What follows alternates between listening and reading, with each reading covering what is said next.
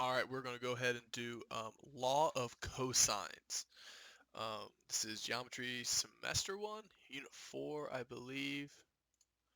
So 4-2. So it'll be unit 4, section 2.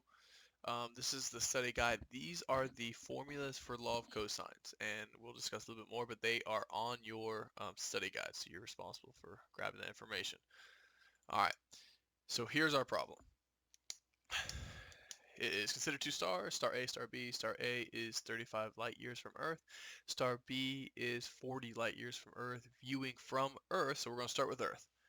The angle between them is 50 degrees. How could we find the distance between star A and star B? So first thing we need to do is we need to be able to draw our picture. All right. So it says we're viewing from Earth, so I'm going to go ahead and start by labeling Earth. Boom. And then it's telling me that star A, we'll make star A all the way over here. Star A is 35 light years from Earth. So I connect this, bad line. This is 35 light years. And then star B is somewhere, make it here, it doesn't matter. We're just making a picture, it doesn't have to be truly accurate. That's star B, and that is 40 light years. And they want to know the distance between star A and star B. Oh. There we go. Sark was correcting me, and tells us that the angle between them, so when they're talking about between them, they're talking about between A and B. Well, between A and B is this angle at Earth, and this is 50 degrees, and that's our X over there. So what I do is, so what we essentially have, we have a triangle, right? So we have a triangle that's not a right triangle, so our right triangle stuff can't work. The first thing I'm going to do is I have A and B over here. I'm going to change Earth. I'm going to make it something other than E. I'm going to make it C. Why am I making it C? Because my formulas that we have in the study guide, everything's in the form A, B, or C. Everything's from that perspective. So it doesn't matter which one you choose. It doesn't even matter how you label it. We could have labeled that triangle differently, and it still would work because we had different formulas for the different situations. So we're able to just arbitrarily label them. It doesn't matter, and we can just choose the formula that we're solving. Now, one thing to note is that if we have angle A, that's a capital A. Angle A is a capital A. The side opposite, so across from angle A, so the side that's formed B and C, it doesn't even include the letter A, is my side lowercase a.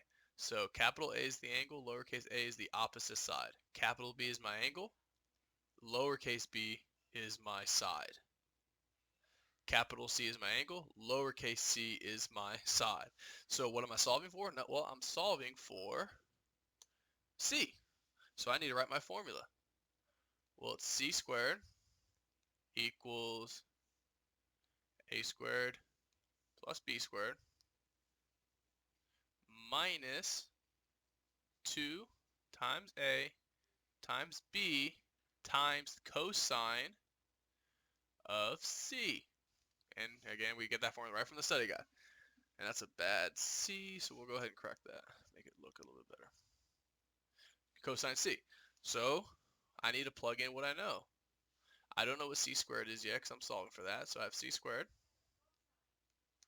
A squared, well, a, lowercase a is a side. Lowercase a is 40.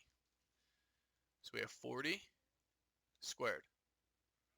Lowercase b is 35.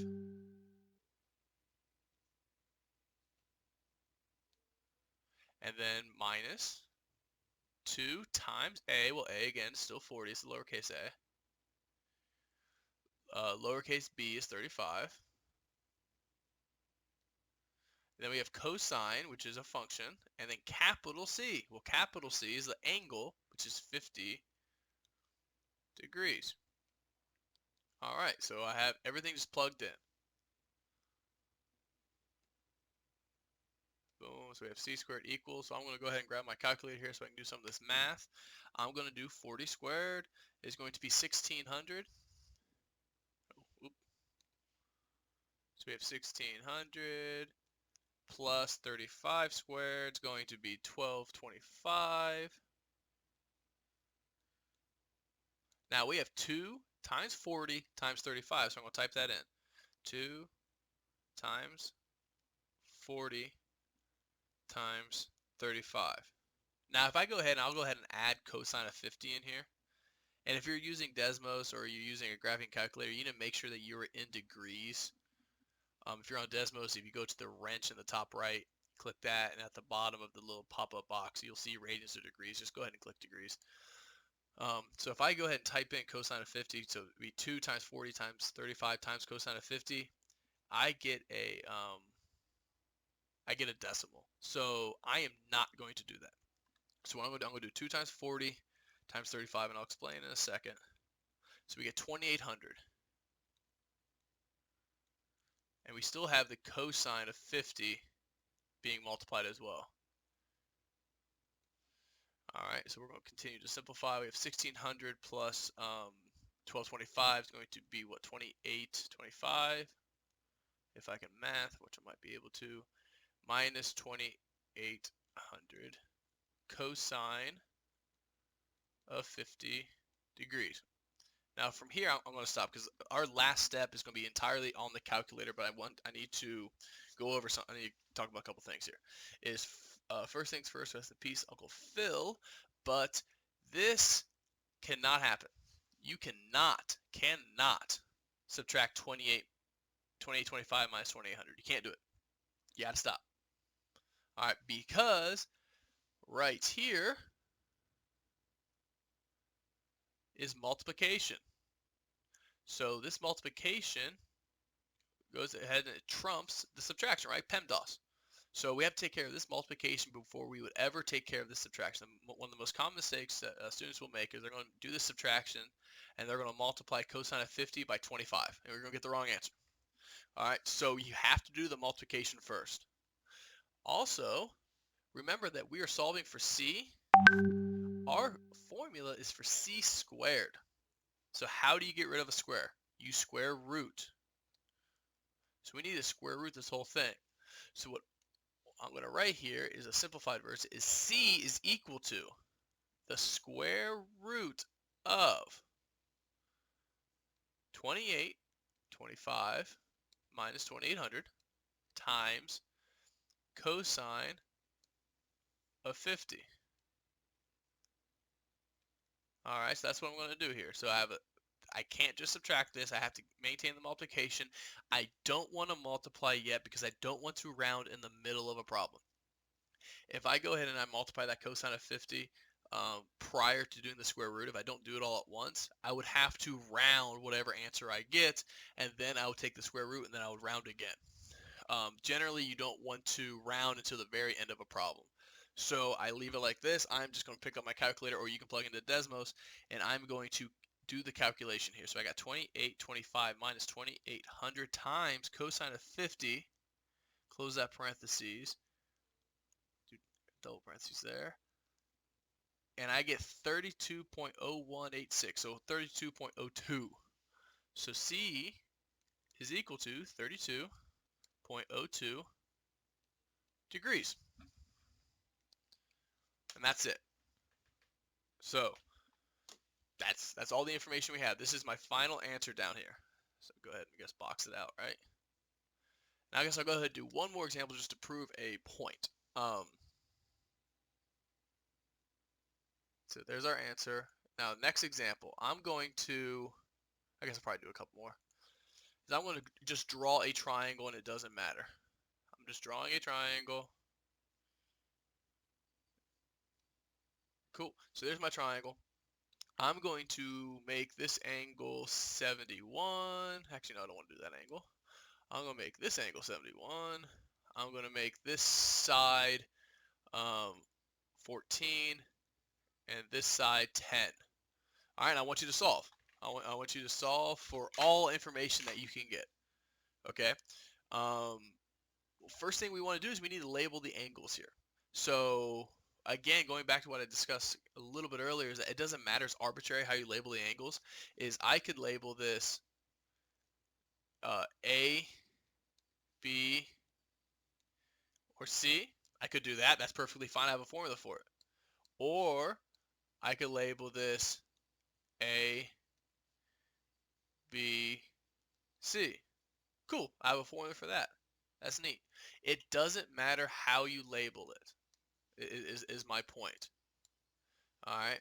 So I'm going to go ahead and say this is A, B, and C, just so it's different than our last example. So this is my triangle, and I arbitrarily labeled it. It didn't matter what I labeled those angles. I'm using A, B, and C because that's the form my formulas are in.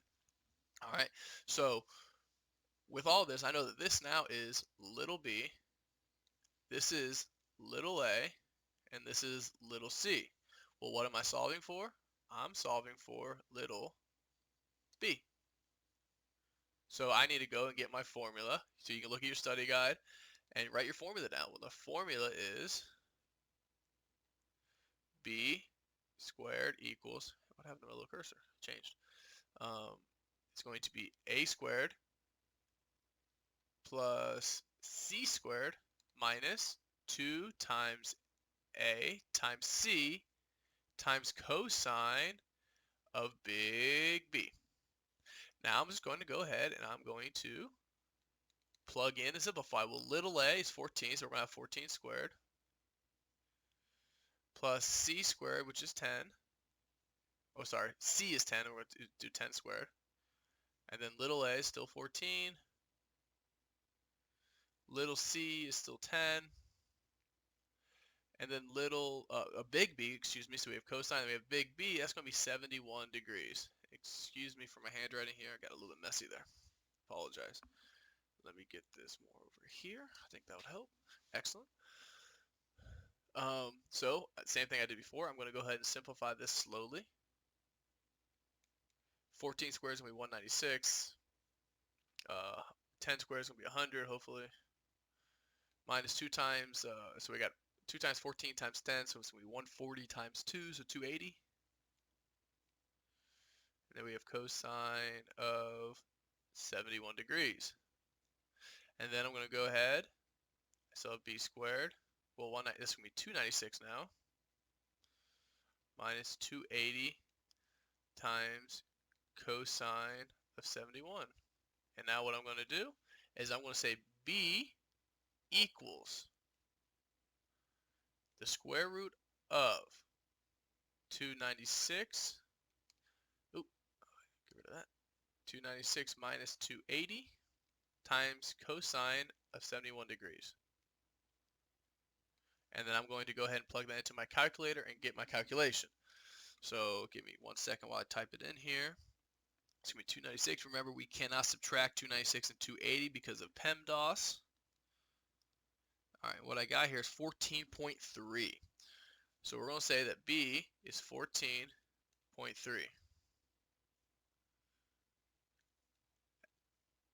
Excellent. Beautiful. All right, so I want to go over here, come back up. So I know B, I can come over here. I'm going to erase this piece. And I'm going to change this to 14.3.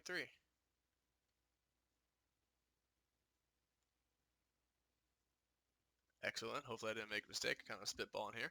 All right, so now we have the 3 sides. Cool. Now we need to solve for an angle. Angle is a different formula. So what we've done thus far is use these standard forms. We're solving for a side. How do I know I'm solving for a side? Because it's little letter equals, little letter equals, little letter equals. Over here, now we have cosine of big letter, cosine of capital, cosine of capital. This is solving for an angle. So if I'm going back, I'm going to go ahead, I'm going to solve for angle A. So I want to solve for angle A, so I need to go ahead and write a formula. Well, the formula is going to be, so it's going to be cosine of A equals. And then let's go back and check. You look at your study guide. So cosine of A is B squared plus C squared minus A squared. So we're going to go over here. It's going to be a little division problem. So this is b squared plus c squared minus a squared divided by 2 times b times c. So I have all this information, and I'm going to continue plugging in. Plug in what I know, and I'm going to solve. What is b? Well, little b we just solved was 14.3. So this is going to be 14.3 squared plus 10 squared minus 14 squared divided by 2 times b, which is 14.3. We just solved that, and c, which is 10.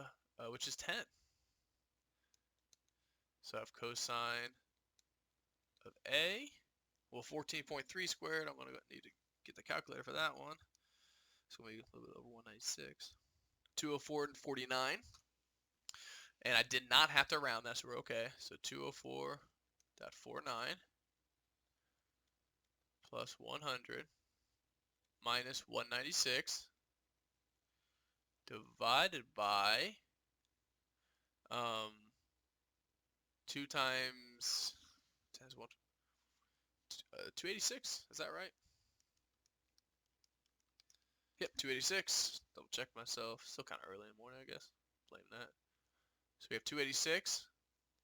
And now, notice how we don't have a equals. We have cosine of a. Sometimes on Apex they'll ask you for cosine of a. Sometimes they'll want the actual a value.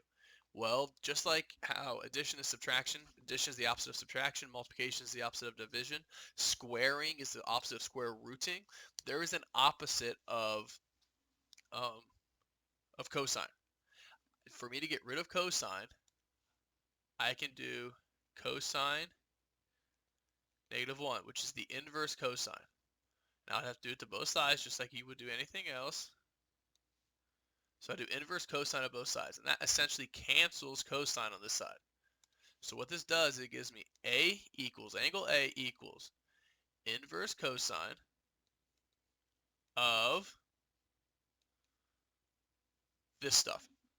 All right, so I'm just going to kind of bring that down to save myself typing, and I'm going to go ahead and plug in inverse cosine and then type in this information. Now on Desmos, you would have to go into open up the keyboard and go functions, and then in one of the tabs, I forget which tab, it will have all your trig functions as well as your inverse functions for trig as well. On calculators, you generally just have to hit the second button, and then the inverse is on top. So I'm going to go ahead and plug this in real quick.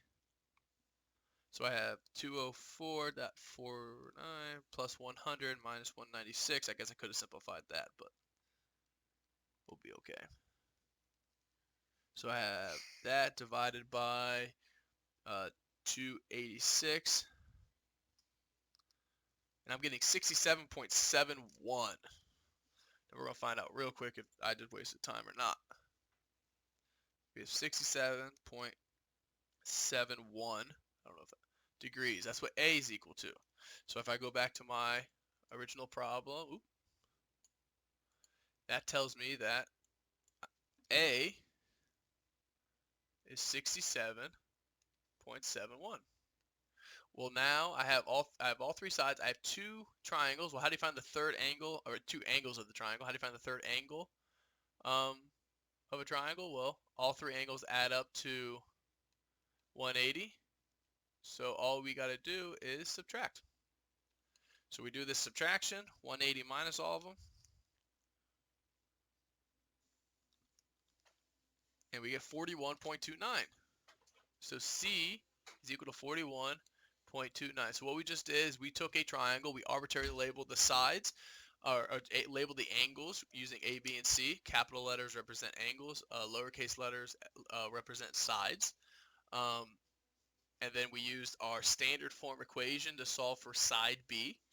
I plugged that into the information. Then I could have solved for angle C, but I chose angle A. I used the alternate form of the law of cosines, and I went through the steps and solved for angle A. I plugged angle A in, and then once I had two angles of the triangle, I was able to subtract from 180 to calculate the third angle. and then that's it. It looks scary, it looks complicated, but generally it's just a plug and chug, and you guys can all do this.